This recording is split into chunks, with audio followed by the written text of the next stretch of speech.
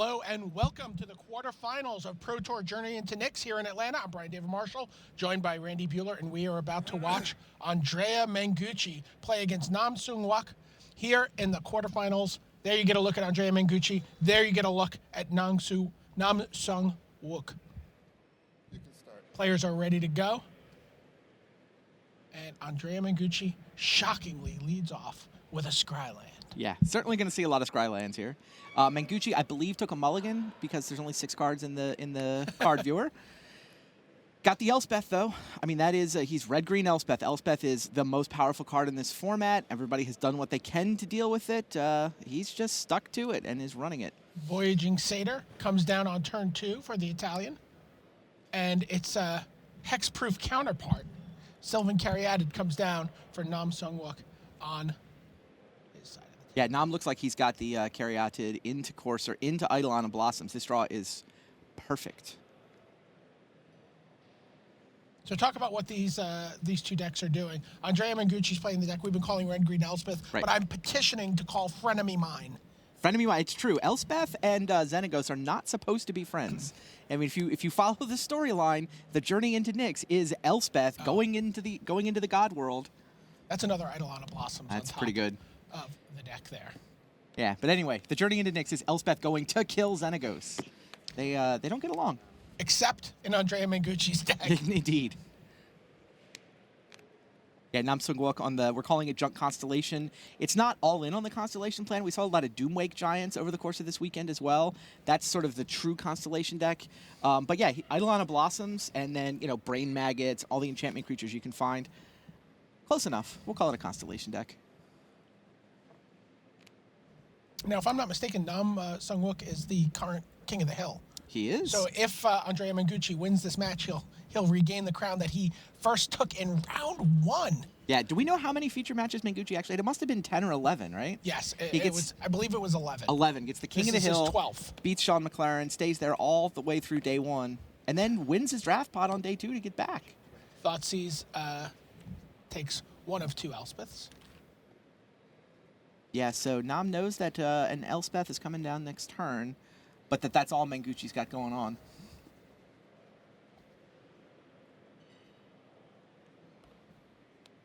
No specific Elspeth answers in Nam's hand, but Eidolon can help him dig for one.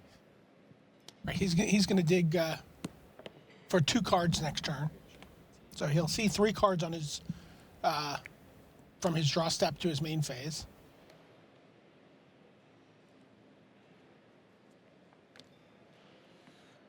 Here comes Elspeth and her friends. Yeah. Her other friends? Yeah, her other friends. Well, her real friends. Her real friends, got it. Yeah. Not that two-faced Xenagos. Man. How dare he turn himself into a god anyway. So throw Thoughtseize.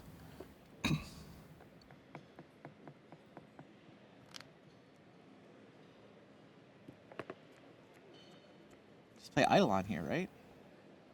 Drawing 2 cards seems fantastic to me. I mean, Elspeth is good, but 2 copies of Eidolon of Blossom seems like it might be better. I don't know. I guess he's out of enchantment gas at that point.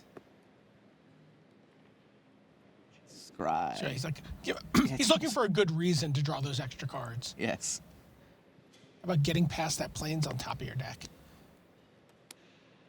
Wow. Thoughtseize. What was your draw phase? Caryatid. Nothing. Okay. It's like good news and bad news, right? Yep. There's that second Eidolon of Blossoms. Constellation, draw plains. Yeah, and because of the Draw Courser, forest. Mengucci does get to see all these. Scryland on top. It's kind of glutted. It's a lot of lands for Nam. Acts with just the Courser. Doesn't Sure. want to trade his Eidolon for 2 tokens. Yeah, that sounds right.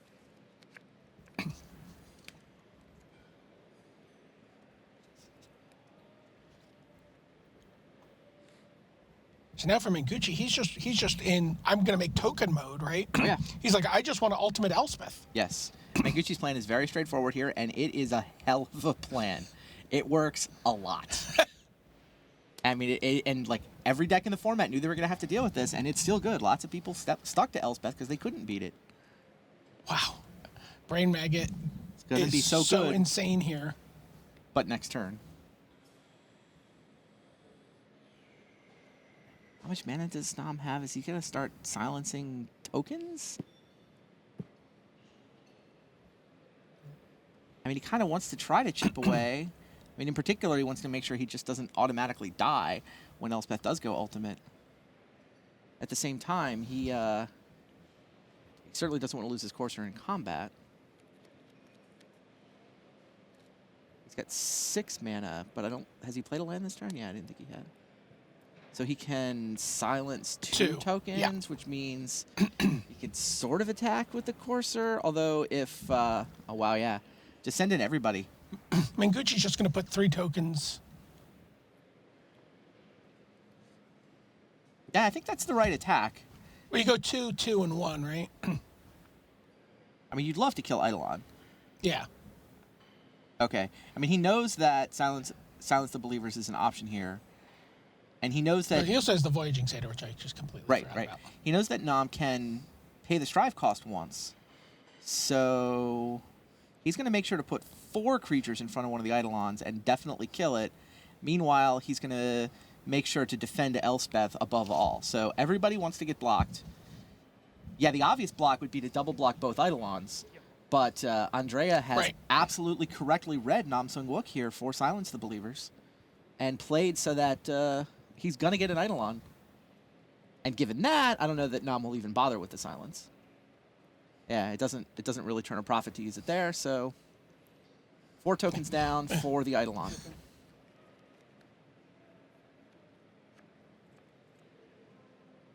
That looks like a Courser of Krufix just came off the top for Andrea Mengucci.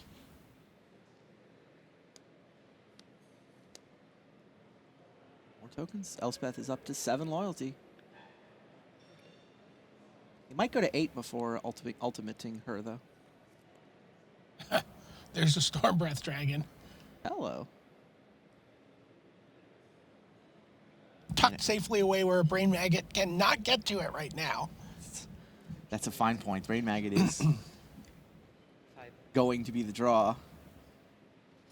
Mengucci's mana base is kind of funny. 4 forests and two red-white temples. He can cast everything in his deck. Exactly.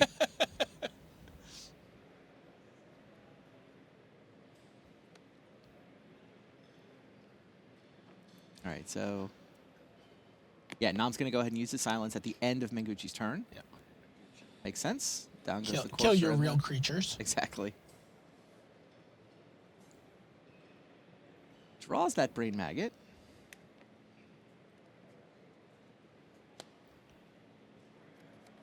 You can play that Swamp. Oh, he's going to play a Scryland instead? Okay, there we go. Yeah, that makes sense to me, too. Like, you could scry the Swamp away, or you could play it. Just play it, yeah. Yeah. Another Brain Maggot. Interesting. So he gets to go Brain Maggot, draw a card, into Brain Maggot, draw a card. Yeah.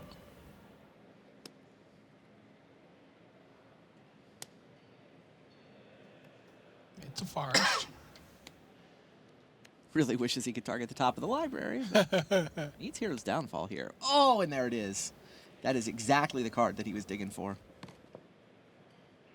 Can he cast it this turn? Already. Do he have black left? You know, yes, he does. Wow. Oh, he had the Mana Confluence, yeah. Okay, yeah, it was Mana Confluence under there. Yeah, Hero's Downfalls, that was what he needed. That should... Wow, huge swing in the game. Hero's Downfall is the answer to Planeswalkers. I mean, this is why you play black, is so that you can play with Thoughtseize and so that you can play with Hero's Downfall. Yeah, Stormbreath Dragon is not nothing, but we know there's a Silence the Believers in Nam Sung Wook's hand, so this game was really, could he find an answer to Elspeth? Yeah, he has another Silence the Believers. Oh, he used the Silence the Believers. You're right, he does not. He's got to come up with an answer to the dragon now. But, again, he gets to play a land off the top. He gets to play his Caryatid, draw a card. I mean, his Courser, draw a card here. Although the Blight on Blossom's engine is working against him a little bit here. It's going to sting a little bit when the dragon goes monstrous.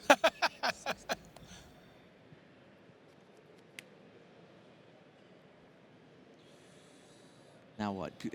Courser, you draw a card when you play Courser of Yeah, Conflicts? it's crazy. That doesn't seem fair.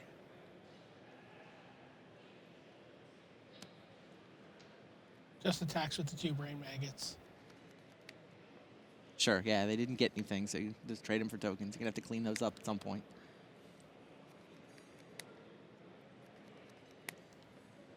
She's pretty safely at 18. He decides to take 2.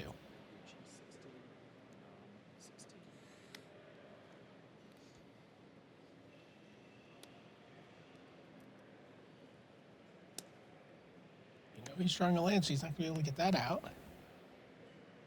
Herald of Torment. Not a card you see in a lot of the junk lists, but you know what? If you're fundamentally an Eidolon of Blossoms deck, it's better when it's a cantrip.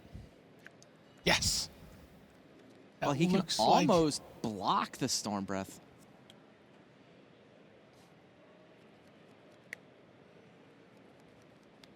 Can't quite block, right? No. I mean, Mengucci just goes monstrous and smashes, right? He's like, how many cards do you have in your hand? I don't think I've ever monstrous this for more than 2. Nam's hand, 5 lands. Ooh, Mengucci drew a spicy one. Yes, he did. What does that do? I mean, it makes mana or it makes a satyr. The satyr doesn't do anything, so... What we've seen him do a lot of times is just use it like a seething song. Yeah, no, which is... Yeah, I guess it does help Monsters the Dragon. So you can play the Xenagos, use the mana ability. The other thing is he kind of wants to tick up because, you know, that ultimate is not actually that far away. I have seen him ultimate the Xenagos in the feature match area. Oh, yes. Getting 5 out of 7 cards in the process. Oh, but he declined that line. Yeah. Kept the Xenagos in his hand. Maybe he knows Oh, I that guess the Herald of Torment He will knows just that the kill it. Xenagos can just die to the Herald of Torment. Yeah, exactly. But you might almost want it to, because that means he can't block your Stormbreath Dragonation. You're at 4. Well, it's a chump block. Yeah. Oh, but yeah, on 4, you're right.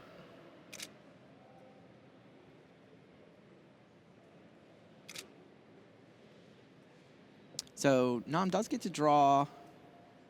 Well, he gets to gain 2 life when he plays that land. When he plays a land with the 2 coursers, he's clearly going to have to play the Herald of Torment. Biggest creature you can put it on is a Courser, which gets Yeah, it which to is- 7 toughness, but that's Yeah, it's still not good enough to block the 7/7 not enough on dragon. the power side. It does allow him to block for a turn, though, which is crucial, and he gets to draw a card. So Nam doesn't want to play the Confluence. He wants to scry. That finds another Herald. So he can Herald into Herald. Can he bestow both of them? Is he 1 mana short of bestow? Yeah, he's like 1 mana. He's 1 mana short of bestow. And he played his land for the turn already, and it was the comes into play tap land. He wanted the scry. If he had just... If he played the Confluence off. If he played the Confluence, I mean, he'd also be taking Confluence damage, which is not nothing. Especially if his idea is to play 2 Heralds. Okay, this lets him block twice is what this does. And there's an Oh. Elspeth. There is an Elspeth. So next turn, he can play Elspeth, use the minus ability, and deal with the Stormbreath Dragon.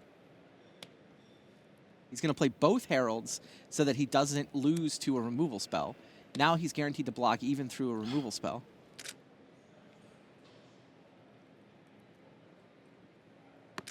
Wow. And passes the turn, yeah. 2 different Brain Maggots. Oh, he played that one by itself. Yes. Okay, 2 different Herald of Torments. He didn't have enough mana to do both. Pretty smart play, getting them both out there. I mean, losing 2 life a turn is not nothing when he's at 6, but it basically, the Courser should offset that. He's unlikely to run out of lands with the amount of cards he's drawing.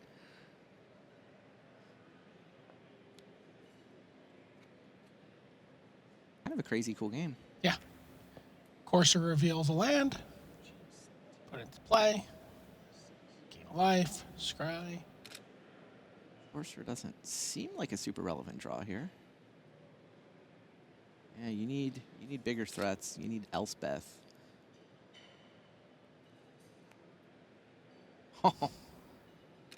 Mengucci's deck does have a little bit of burn. He's got 4 Lightning Strikes and a Magma Jet, so he's capable of burning out for those last few points. Which is, there's not a lot of that floating around this format, but Mengucci brought some.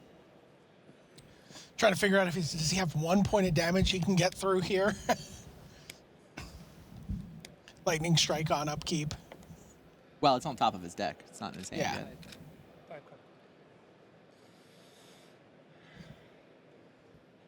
There's still the Xenagos, which is still just going to die to Herald, right? So Xenagos is kind of still stuck in his hand.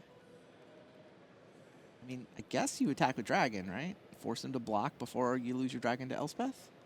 Well, the problem now is he can. Oh, sure, but you're gonna lose it anyway, right?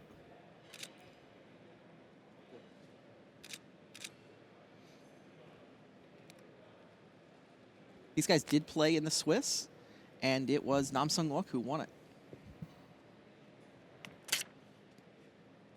Left the Dragon on defense.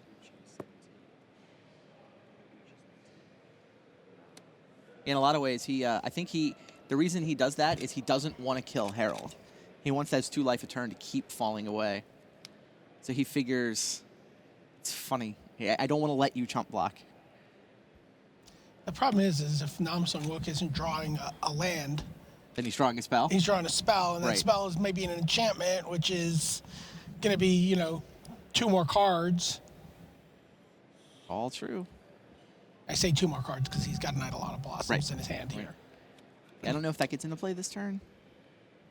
Maybe it does. Elspeth plus Eidolon is 10.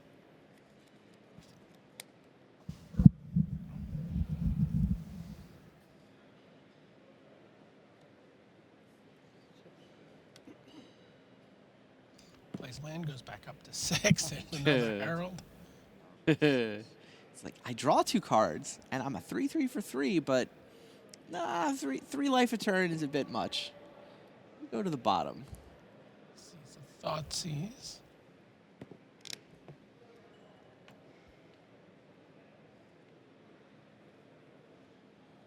I mean, he's got 11 mana, if you count the carry added. You can tap 10 pain-free mana for Elspeth plus Eidolon. Seems like the line, right? And I guess you do the Eidolon first and see if the second card you get to draw does anything to change your mind, but...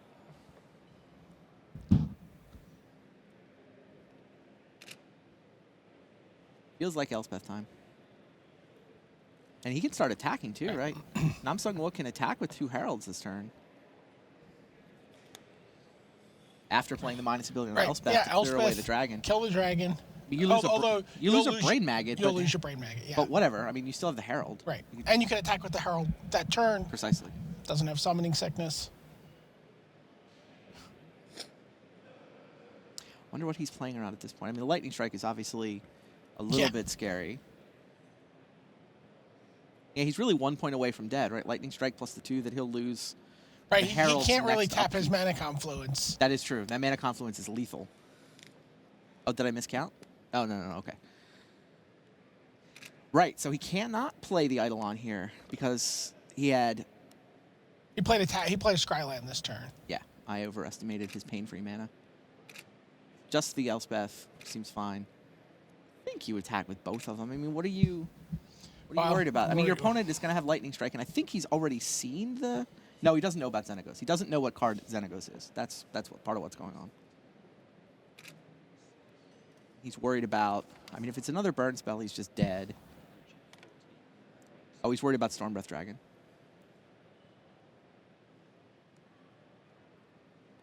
Oh.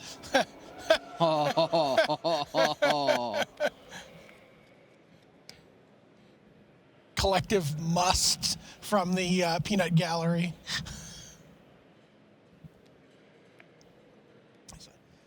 And Gucci's like, wow, I wish I had one of your Eidolon Blossoms right now.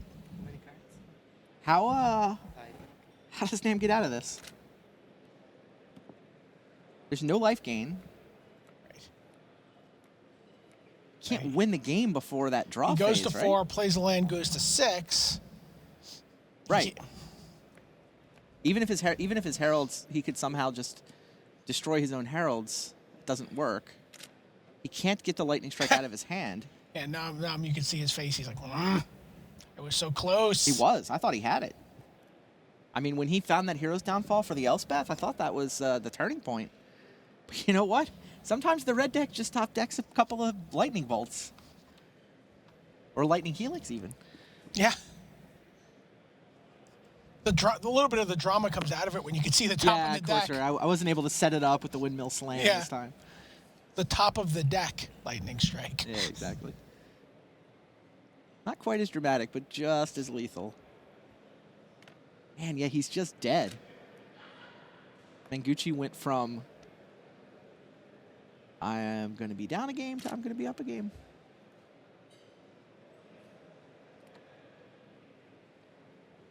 Tokens. You know, the play of not attacking with Storm Breath really helped too, keeping the Herald alive. Right? He said, "No, I'm not going to let you top. Not going to let you jump block with Herald, because I want you to keep losing 2 life a turn." Well played by Andrea Mengucci. Yeah, Nam Sung Wook's head in his hands, trying to think of a way out of this, but like I don't see it. I mean, he can try to come up with another Courser, I guess. Does have the ability to play an Eidolon, draw the Brain Maggot, that's and actually the next card. If he comes up with a third Courser there, then plays a land, that gets him to 7, but then he dies to his Heralds. Right. And Mengucci's at 14. Like, he can't deal 14. 2, 4, 6, 7. He's only got 13 power in play. And obviously there's 5 blockers on the other side anyway. Yep. Yeah, I mean... So he's going to try to chain the enchantments, but like you said, he needs running Coursers, and I don't think he has enough mana to play 2 Coursers now.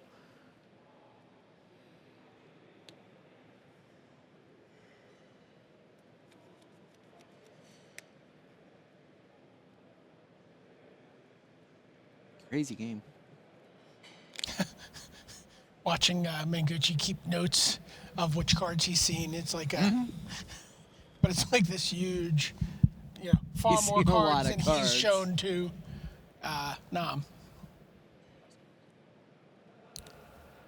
Yeah, Brain Maggot, draw 2. Yep. Maybe you'll forget to Lightning Strike me in response. Yeah, I guess that was his out. That was his best chance. Oh, here. You do get a...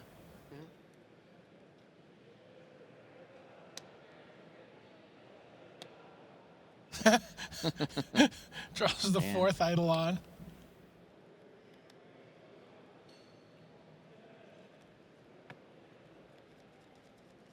I don't even know what he could be representing, right? There's no bluff that he can make. Cast Thoughtseize and go out like a man here. Yeah, scoops him up. Wow. Andrea Mengucci. King of the Hill wants his crown back. Yeah. Maybe Nam Sung Wook's worst play was to take that title by defeating Pat Chapin yesterday. Mengucci said he really enjoyed being King of the Hill. Enjoyed the attention. He enjoyed playing under the spotlight, which I think for a player of his, relatively small played a couple of experience PTs, size is pretty impressive. You see a lot of players will wilt under those spotlights. But let's take a look at what Mengucci's going to be doing here in Game 2. Randy, why don't you walk us through what you think Mengucci's going to bring in here? Anger of the Gods and Magma Spray look. Well, Destructive Revelry is also very good. There's already 3 copies of Destructive Revelry in Mengucci's main deck. And, I mean, when I talked to Andrea this morning, he thought that was going to give him the edge in this matchup because he's playing against a Constellation deck, right? It's all enchantments. It's this Eidolon of Blossoms enchantment-friendly engine. And so those 3 main deck Destructive Revelries really are the key, and Mengucci thought that was the key. And I guess that could have been some of the burn to finish him off there, right? He doesn't have to top deck Lightning Strike. He could have top decked a Destructive Revelry to get through some burn. So that 4th one, that one's the first card that comes in. Okay. Yeah, I do think you want Magma Spray against the... Well, I mean, how many ways do you need to kill Eidolon of Blossoms? Lightning Strike is better. Right. Magma Jet is better. There's one of those in his main deck already. Like, I don't know how many things you want to burn. I mean, I guess killing Brain Maggots is good, so maybe some number of Magma Sprays, but, like, I don't think you go 4 Magma Spray, 3 Anger. Right. That's for the aggro deck. Are you That's definitely bringing in the Anger? No, I don't know. That's what I'm trying to sort out in my head. I think you probably want some amount of that. I think Anger is better than Magma Spray because Nam is going to be exploding his board sideways with the Eidolon, right? He goes off and, he puts permanent draw a card, draw two. And, you can undo all of that. You can kill all of the Eidolons. You can kill the Brain Maggots with Anger. So I think Anger comes in, but not Magma Spray. Okay. Yeah, I think that's how this plays out. Okay, well, let's take a look now at what Nam Sung Wook is doing. Yeah, Nam Sung Wook, it's red-green Elspeth. It's obviously not a Dark Betrayal. It's not a heroic deck, so that's who the Feast of Dreams is for. Glare of Heresy definitely comes in because that'll kill an Elspeth. Right. I don't know. Fleecemane Lion Reaper of the Wilds is, I haven't seen how often. It's almost like you can sideboard into Chapin's deck. It does look very similar to Chapin's deck after board. How many Agent of Erebos did Chapin have in his? Yeah, I don't remember seeing Agent of Erebos. I guess that's a nod to some of the Reanimator decks out there. Yeah, those used to be a big thing. I mean, definitely Whip of Erebos has been a big deal on Magic Online leading into this event. Farika is a god that I thought some people thought would come, but yeah, the graveyard decks just did not show up. The new cards in the mix, and the way the metagame twisted, just meant things just were not graveyard friendly. So what do you take out of Nam's deck if you're trying to make room for, maybe a Fleecemane Lions and Reaper of the Wild, trying to be a more aggressive deck? I'm not sure you sideboard that much. I mean, yeah, I want the Glare of Heresy, but I mean, you need to kill Elspeth, you need to kill Stormbreath Dragon. Maybe you think about the fourth Silence the Believers. I guess it's the third. He's got 2 in the main, 1 on the board. But he doesn't have particularly bad cards. I mean, Banishing Light is solid against Elspeth. The problem with Banishing Light, which is the main deck card, is that you can't target a Stormbreath Dragon. I mean, Stormbreath Dragon is kind of annoying. Right. It's one of the reasons you didn't see a ton of Banishing Lights. You basically saw it in the Eidolon of Blossoms decks. And, the other people, the other sort of junk-colored decks, red, white, green, they tended not to play very many copies of Banishing Light, in particular because of the card Stormbreath Dragon. So, I mean, maybe, Silence is probably better than... I mean, it's weird. Silence is better at killing a dragon, but it's worse at killing Elspeth. Who do you like in this matchup after sideboard? Well, Mengucci's up a game. So I got Mengucci to win here. Sure, you have Mengucci to win, but which deck do you think is advantage on a game-to-game basis? I like Nam Sung Wook's deck. I mean, I definitely like it in game 2 because he's playing first. Yeah. I mean, I think, and playing first is particularly a big deal in a Sylvan Caryatid matchup. Like, if you go on the play, turn 2 Caryatid, you can get far ahead. Some games in this format do just snowball from there. If I like Nam in game 2, game 3, if he's on the draw, I still do think he has the better deck. But I mean, the fact that Mengucci's up a game means I think you have to see Mengucci as the favorite right now. Let me ask you something. You've been known, Bueller Blue. You've Sure. been known to love an island, some card advantage. Mm-hmm. Does it hurt your soul to see green drawing so many cards and manipulating their deck so masterfully? No, it doesn't hurt my soul. I mean, I am Spike, right?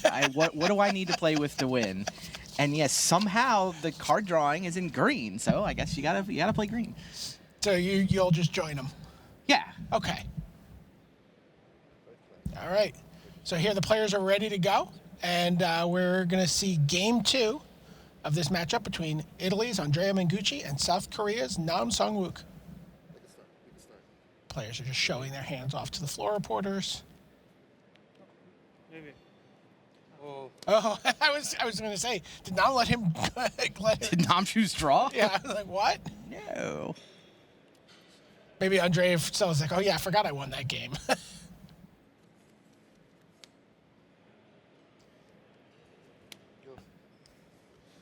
we were debating yesterday which adds more tournament time to an event, Scrylands or Fetchlands. Oh, it's Fetchlands. If scrying, it doesn't take as long as shuffling. If you watch some of these guys tank this weekend. No, it's not as bad as shuffling. It's also more interesting than Yes. shuffling by far. Yeah. Yes, there's there's decisions being made. I also think Scry 1 is the perfect number. Let's look at this Wow. Thoughtseize. Thoughtseize sees 2 Destructive Revelries, a Glare of Heresy, which he brought in for opposing Elspeths. Mm-hmm. And Fleecemane Lions. 2 Stormbreath Dragons. Interesting. So he's got 4 mana available next turn. He does have the double red. Only has single white so far.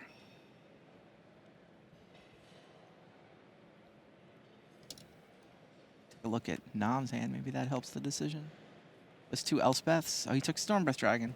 Yeah, I mean that makes sense. He did. It's bring very in good the at killing Reapers. Elspeth. He did bring in the Reaper of the Wilds as well. And the Fleecemane Lion. Yeah. Look at that. It's like a Polish Crusher for Mengucci. A card we did not see in Game 1, but I saw him doing a lot of damage with that card this week. Oh yeah, that's another card. You talk about the enchantments that are populating Nam's deck. Polish Crusher, he likes to kill enchantments. That actually may be the reason why Reaper comes in. Like, Reaper's pretty good at blocking a Polish Crusher, at least until it goes monstrous. And yeah, Nam kind of needs to deal with Polish Crusher.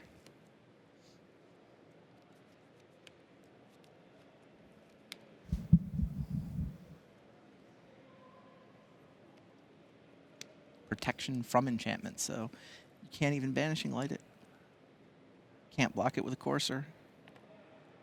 Pretty much a staple in all the red-green decks. So Destructive Revelry takes down the Courser. Glare of Heresy takes down the Fleecemane. Smash. Crush.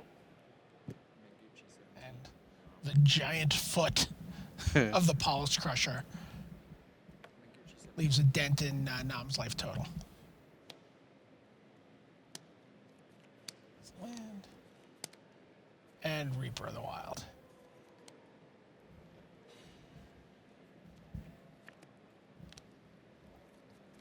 Reaper is now going to hold off that Polish Crusher for a little while. We see Courser and Elspeth on top. Scryland.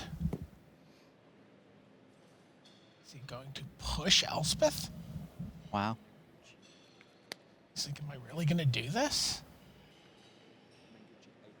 He's got mana for the Stormbreath Dragon next turn. Yeah, he does not have the second white mana for Elspeth. And that's the thing. If he takes the Elspeth, he's basically saying that white mana is 1 turn away. But she's that good. And he's got the Courser, so even if the land's on top, he gets to play it. Yeah. You're still got to dig for it. So it's only half a turn away in this weird way. Half an extra turn.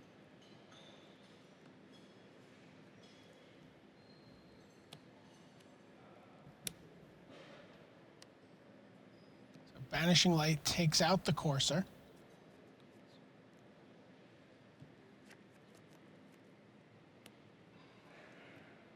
Stormbreath Dragon gets in for 4. I mean, the 6 mana is also good for Mengucci, even if it's not white, because it turns on the monstrous ability of Polish Crusher. Right. To let him. So we're going to see an Elspeth here from Nam, I believe. Yeah. He's like, well, guess what? Yeah. Reaper of the Wilds is going to die. I'm going to attack. Does Mengucci believe in Elspeth enough to chump block with Polish Crusher? I think you can chump block there, right? He still has to kill your Stormbreath Dragon. I am at 18 and now 14. All right. Mengucci's not going to give Nam the option of funny. Mengucci knows what's coming. He wasn't willing to bet on it at 100%. You know, if Nam had any kind of Hero's Downfall, Silence the Believers type effect, then he wouldn't have needed Elspeth to kill Stormbreath Dragon. We did get the official sideboards in, by the way. Mengucci sideboarded very little. -1 Satyr, -1 Magma Jet, +2 Glare of Heresy. That's all he did. So he did not go for the Anger of the Gods route that we thought might be good. And Look at this.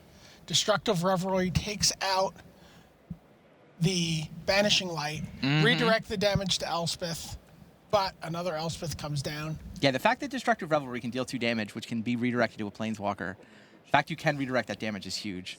I'm quite surprised Mengucci did not bring in the 3rd one. According to our sideboard notes, the 4th one, it's still sitting in the board. All right.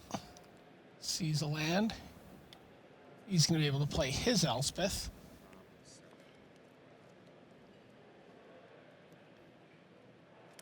Nope, says decides not to. What land did he play? There's only 1 white mana. Was the Sylvan Caryatid make a white mana? That's the only white mana. Oh, those are the red-green lands up there. Yeah. Oh, I'm sorry.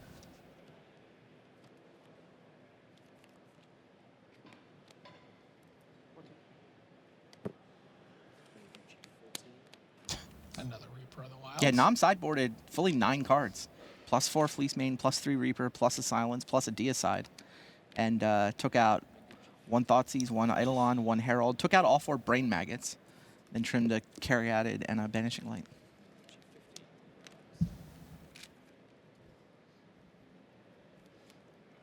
I believe we're going to see a game 3 here. Looking that way. We're not too far from flying, flying Reapers. Yeah, the fact that Mengucci hasn't been able to find the 2nd white for Elspeth is certainly crimped these last few turns. But, I mean, Nam looked like he was in decent shape anyway. Yeah. Yeah. There you go. Just scoop. Let's go.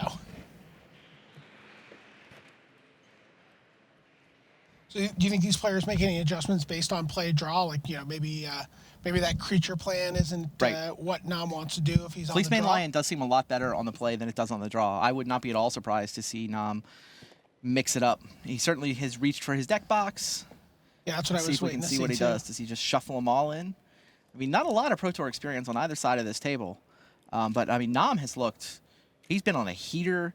He's been doing well at Grand Prix, and he has put in a ton of time on Magic Online Yeah, as well. he's actually at the top of the, I believe, Constructed Player of the Year standings. Yeah, Rick was talking to Alicia Tian at the break about that. Oh, okay, he's given away the fact that he's only sideboarding 1 card. He did not shuffle the sideboard in, so we know he's changed exactly 1 card. They don't teach you that on Magic Online. Yeah, I mean, Elspeth has certainly been a big card here. We see both players have cards in their sideboard specifically to deal with it. Let's take a look at Elspeth while we're waiting for these guys to finish up. Mythic Rare from Theros. People were really dismissive of this card. It's 6 mana. At first glance, It's a 6 mana Planeswalker. How can you make a 6 mana card playable? Well, but Elspeths have gotten progressively more expensive. they always make 3 tokens, and that's a huge part of the draw for this card. Oh yeah, that's a big.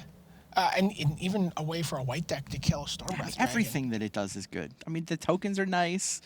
I mean, all 3 abilities get activated all the time. Yeah, we've seen people ultimate this regularly. I mean, obviously it comes down. Sometimes you see it be a 3 for 0. Like, I'm going to kill 3 of your guys. I still have this Elspeth. I'm going to start making tokens next turn.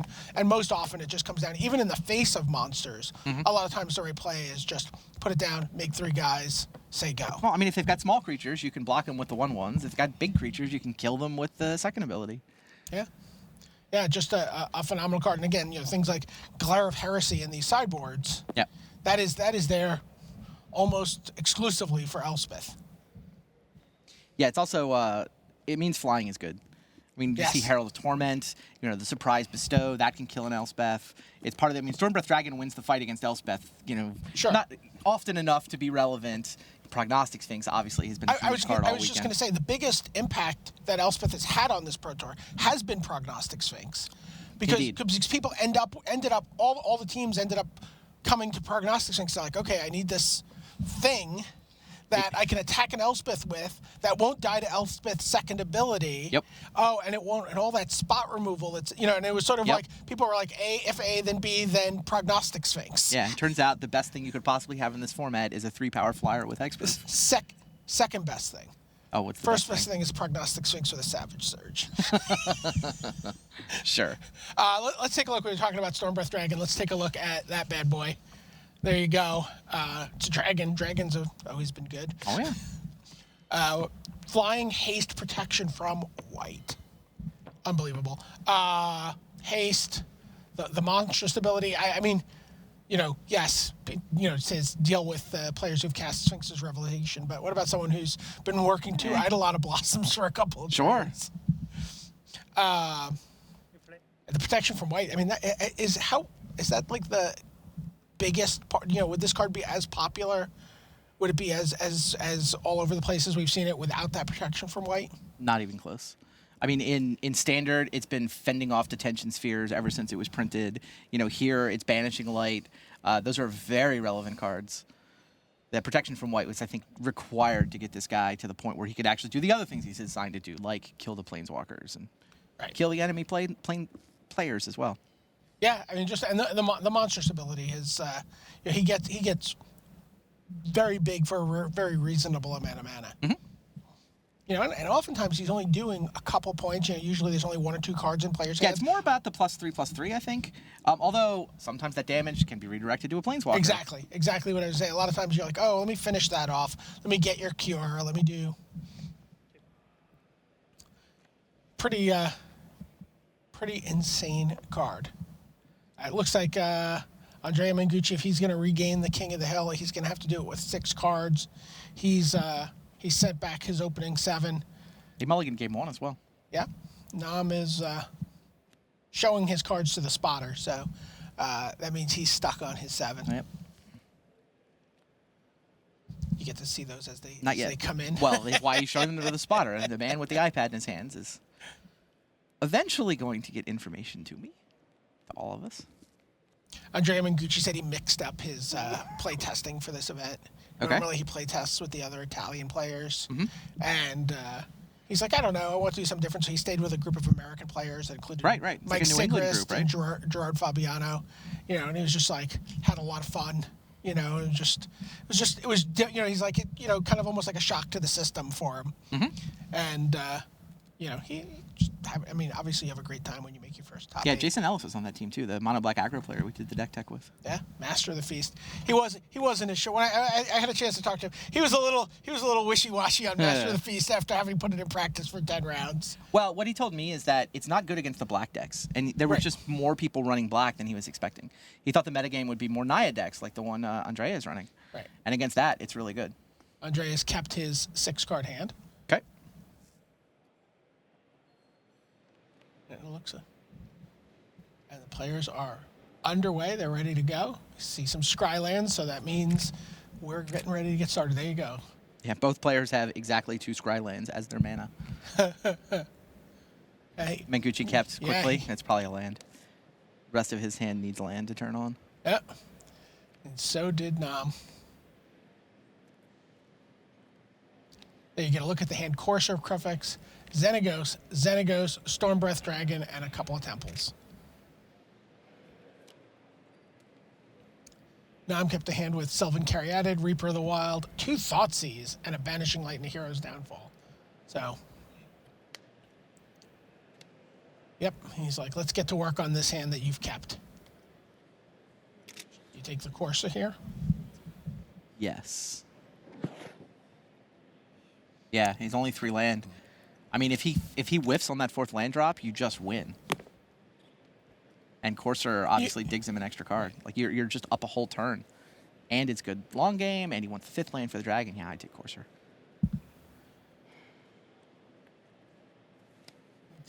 Takes a Xenagos. Huh. He says, "Hold on, let me finish writing that down. Don't put your Well, hand away he's got the just yet." second Thoughtseize, right? It's a comes into play tapped land. So Courser's not happening next turn. He can take it with next turn's Thoughtseize if he wants to. There were 2 Thoughtseizes, right? Yeah. Imagine that part. Cool. I mean, maybe his hand is just soft as Xenagos, but If you take one, you're going to take the second. I I assume. guess. I mean, he does have a Hero's Downfall. Actually, you could figure I've got Hero's Downfall for one of them. All right, here's the other Thoughtseize. What was the plan here? You see, a Glare of Heresy has been added to the mix. He still whiffed on the 4th land. Okay, yeah. No, he took the Xenagos. Wow. Okay. Yeah, and Mengucci was like, you pointed to the Xenagos, right? There's a Sylvan I mean, you Carrion. do get to. I mean, he can Hero's Downfall the Courser now, but not before he Not before you gets get to go this a card land drop. deeper, yeah. Okay, it's not a land. But that's Oh, he drew land off the top that turn. draw one, gain a life. Scry, he's like, I'm not even gonna. Oh, he's thinking about scrying. You kind of have to push that here, don't you? Yes. When you want, if you get a land, you're gonna have Stormbreath Dragon. Yep. The push. Another Stormbreath Dragon.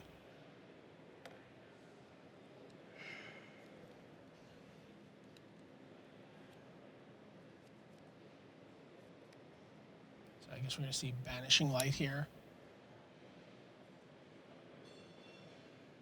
On the Courser. Or do you just go right to Reaper of the Wilds? I don't know. Nam does not seem nearly as worried about Courser as I would be in his seat.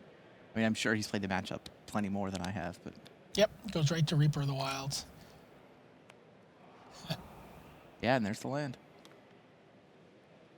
How many untapped lands are in Mengucci's deck that he could have hit there?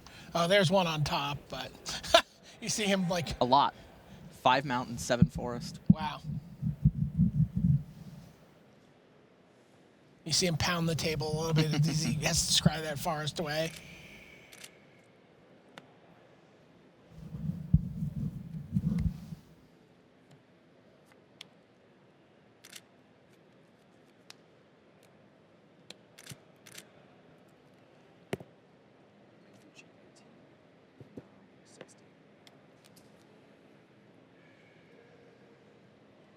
Now is the time to kill Courser? Now that he's got nothing else to do? Yeah, okay. Yeah, because now Nothing else to do. He has mana up to Fine, Hero's fine. Downfall to Stormbreath Dragon. Yeah. One of the Stormbreath Dragons. I like Scry so much better when there's a Courser in play, so I know what's going on. I like knowing what he's pushing. Yep, Stormbreath Dragon eats a Hero's Downfall. We're down to... Scry trigger from the Reaper. Oh, yeah. You can really start chaining those removal spells together with that card.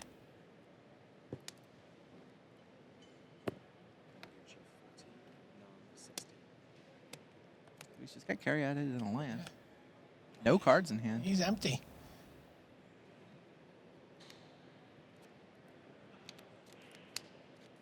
Is that a Banishing Light for... 12. Yes. Stormbreath Dragon comes in. 10.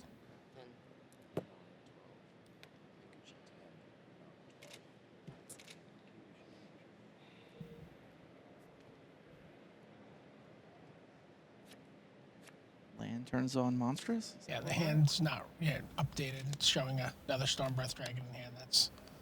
Oh, Hero's Downfall was the draw. Not bad. It's a good top deck.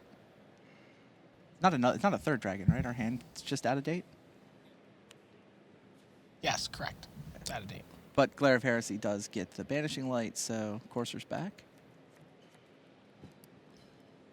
6. Police main off the top with the mana to monstrous it. Wow. Okay. Mengucci is facing down the Fleecemane Lion. There's a Lightning Strike on top. He's got the Glare of Heresy, but the Fleecemane Lion mana is available. Right. Now, if you're Nam, do you just go for it end step and assume there's not a Lightning Strike in hand to respond? I think so.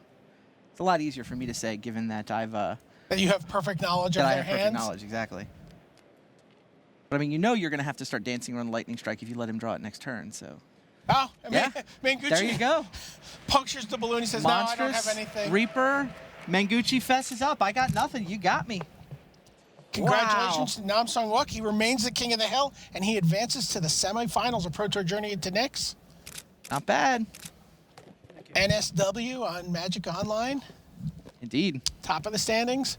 He's looking to get to the top of the standings here in Paper Magic as well.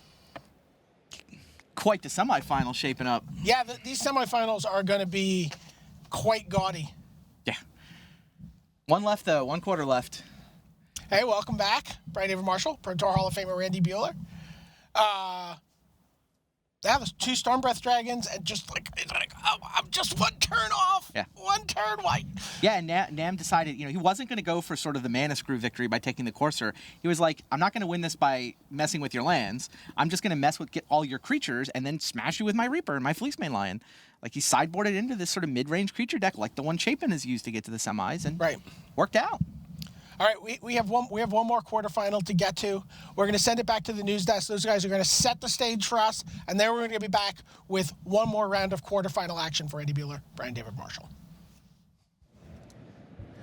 All right, thanks so much, guys. Brian David Marshall, Randy Bueller there, bringing you all the action in quarterfinal 3. Andrea Mengucci, king of the hill for many rounds, Zach Hill, but he will not be king of the hill when it matters most, when the trophy gets raised. That's exactly right. We saw his enchantment removal package, very powerful game 1, but Wook basically transformed into a hexproof deck with Fleecemane Lion and Reaper, and was able to take games 2 and 3 with when Mengucci didn't have any answers.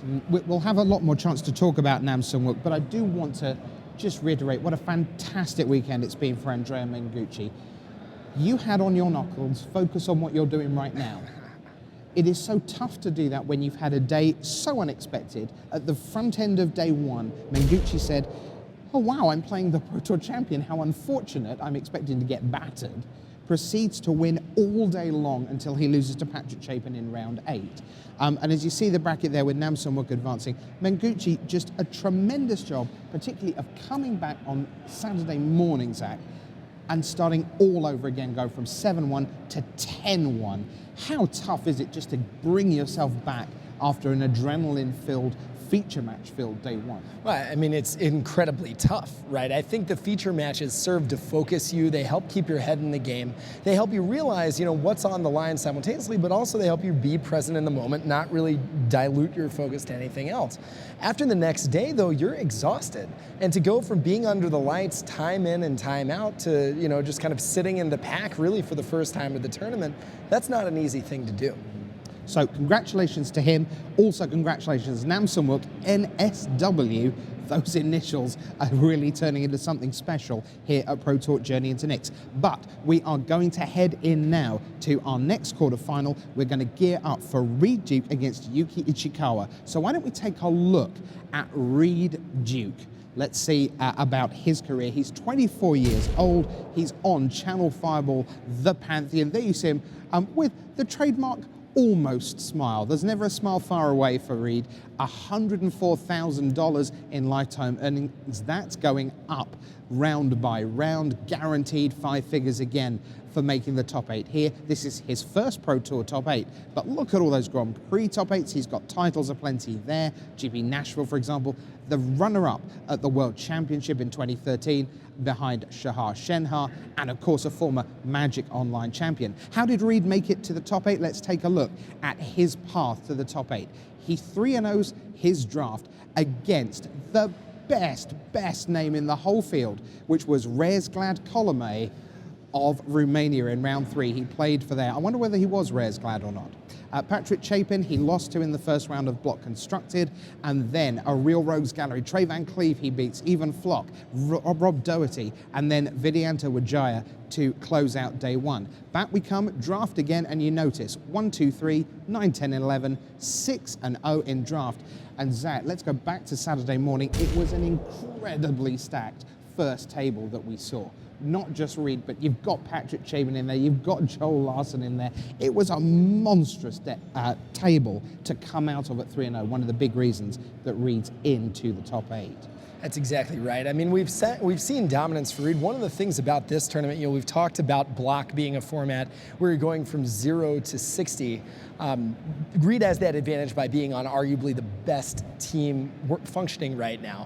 What Reed has the advantage of playing Grand Prix week in and week out is really being a master of the limited format. We've seen him have team success with his teammates William Jensen and Owen Turtenwald, and that makes him probably a favorite going to really maybe any pot in this tournament. Well, why don't we take a look at his main deck list? This is what Reed Duke is going to be working with. He's playing a bug control deck. Here you see the list. Zach, what are we looking at? It's basically the control deck we've seen under the lights. You have the green package of Sylvan Caryatid, Courser of Krufix that we've seen dominate again and again and again. What makes this deck unique is Prognostic Sphinx, a card positioned very well against Elspeth, as well as any number of the smaller creatures in the format. This deck is resilient, this deck is powerful, this deck is consistent, and this deck has been dominant this weekend. That all sounds very good news. Let's see what Reed's teammate thinks. I can tell you that over at the chairs, we've got Marshall Sutcliffe waiting to talk to one of Reed's nearest and dearest. Marshall, take it away. Hey, Marshall Sutcliffe here, and I've got Owen Turtenwald with me. We're going to chat a little bit about one of your very, very good friends, Reed Duke. Finally cracked through, made his top 8. You had a similar experience earlier. What was it like being on the other side of that? It was great. I mean, if you just saw Reed after he had clinched top 8, I mean, after he won the match, he knew he could draw into top 8 the next round. He was happy, but it didn't truly show until he came out from around the rail, saw all of the people supporting him. I mean, he was just, his face was bright red. He was hugging everybody. He was loving it. You could tell that he was just so happy and proud, and he had a good right to be. He did. Super special event for him to makes the top 8 of the PT. You're here. Huey's here. And his brother Ian was here too. I know that those are 3 people that are really important to Reed. Out of you 3, who was the biggest cheerleader for Reed on the sidelines? You not close? Hard to say who was the biggest cheerleader. I mean, I think we were all just super, super happy for him. And yeah. We noticed that we were looking at the graphics board, and you noticed that Reed managed to beat somebody named Rares in the draft portion. Yeah. We figured once he did that, there was no way he was going to not top 8 the event, right? Yes, of course. Now, talk to us a little bit about the prep work after a player top 8s for the event. I know that sort of the standard issue is to cram a bunch of games to try to get the matchup worked out as well as possible. Oftentimes with the teammates doing that while the player sleeps. What was your guys' approach? Well, one way you can do it is you can stay up all night, play a ton of games. You can have your teammates play games for you, which is good. It's a helpful guide, but ultimately, and I even told Reed this before the top 8, I said, trust your judgment. If I tell you definitely board like this, don't board like this, always make this play in this situation, it's not as good as if Reed just does what he thinks is best. That's what he's been doing all tournament, and he's just been destroying all of his opponents with it. So it would be silly for him to trust someone else's judgment over his own at this point. Sure. So did you and or Huey or anybody else from Channel Fireball, the Pantheon, sit down with Reed and play a bunch of games late into the night? What was your approach there? After we went and ate dinner, Reed played maybe 20 games. We went to sleep. This morning he's played like 10, 20 games, 30 games, 40 games. Nothing crazy. It's not like he stayed up till 4 in the morning playing games, because the thing is, if you try to do it all at once, you're going to rush the process, when in reality, you should just take the good advice and use your best judgment, be reasonable, and he's going to have nothing to worry about. So you guys were preparing for this tournament for weeks ahead of time, and you're going to have Reed lean on that experience that he worked hard at. He put the time in, slowly, incrementally over the course of the weeks to get himself through this top 8. Now, what about emotionally? And what I mean is, you need to give him advice, right? I mean, you have to support your friend. And Reed's a pretty quiet person, right? He doesn't talk a lot unless you talk to him. Did Huey give him specific advice beyond, trust yourself? Is he nervous? How is Reed feeling? You know him better than most. It's hard to say exactly how he was feeling, but my best guess is he's nervous, as anyone will be. But Reed is super, super smart, and the thing is, anything you tell him already, he's gonna just know. You can't be like, oh, don't be nervous, because he's gonna know that if he's too nervous, it'll cost him. But that it's just a reality of things, and it's hard to give somebody good advice other than try your best and be thoughtful. He'll still politely nod, though, right? Yes, of course. Thanks, Owen. Yeah. I already know. So, this is his first top 8. How many top 8s career for Reed Duke before he decides to hang it up? I want a prediction from Owen. I mean, REID is one of the best, if not the actual best player in the world, as long as he stays to continues to practice at the rate that he's been playing at and continues to play in Pro Tours. The sky's the limit. Yeah, he's going to be ranked #1 after this tournament. He's currently #2 on the top 25 pro rankings. So we're going to see him even jump up a bit from there. Now, I want to flip it back. When you top 8'd your PT, REID was there to cheer you on as well. What did he do for you that helped you get to that point? A lot. REID is the type of player that just playing Magic with him is going to make you better, even if he's not trying to directly give you advice or watch you draft and give you help with your picks. I mean, you play Magic with him and you just pick things up. You see how he operates and how he carefully takes his time, examines all of his options, thinks about what his opponent might be thinking about and doing, and just almost always comes up with the best play. So do you feel like you, Huey, and REID have sort of melded each other's styles to become sort of like 3 super Magic players built off of the personalities and styles of each other, or are you very much different in the way that you approach things? Well, we're all different players, but like I just said, just simply playing Magic with those guys, you pick up the great things. And the two, Huey and REID, are 2 world-class players, no doubt about it. So just playing Magic against them, it's like you see when they do things right, you see when they do things wrong, and if I would ever see one of those guys make a mistake the same way for me, I would just be like, oh, you could do this a little bit better. Oh, have you considered this option? And that's huge. Yeah, that is huge. All right, well, for this world-class player here, I'm Marshall Sutcliffe. Let's send it back over to Rich Hagan. All right, thanks very much to Marshall and, of course, to Owen Turnwald. Great guy and terrific Magic player. My goodness me, yes. He's going to be nervous watching REID play for sure. But it takes 2 to tango, and who have we got elsewhere in this quarterfinal matchup? Well, we go to Japan and we go to Yuki Ichikawa. There you see him. The man is 26 years old, just over $1,000 in lifetime earnings. That's going to go up by quite a lot, it turns out. Also, his 12 lifetime pro points. He's playing in his 3rd Pro Tour. Hasn't done particularly well at the first 2. He sure sorted that out. His Team Japan, there were a few Japanese players who banded together, but to be honest, not the powerhouses of old, not the Yuya Watanabes, the Shuhei Nakamuras, the Hall of Fame Kenji Samuras, and so on. So a phenomenal achievement to reach the top 8. Let's see how he did that. His path to the top 8 looks something like this. Opening with a loss, which is always tough. My goodness gracious me, Zach Hill, he went lose, get to 2-1, 2-2, and then 2-3. What kind of, that's crazy stuff. Yeah, it's really hard to convey unless you've been in that position before how difficult it is to come back from a record like 2-3 and day 2, much less make the top 8. I mean, you're beating yourself up, you're thinking about everything that went wrong, you're reconsidering your deck choices. So to have the focus and the fortitude to be able to rattle off win after win after win after win, truly incredible achievement. Yeah. And when you go from 2-3 up into the realms of 7-3, and then, oh, by the way, you'll just knock out Willie Adel and Chris Fennell in round 11 and 12. Just extraordinary.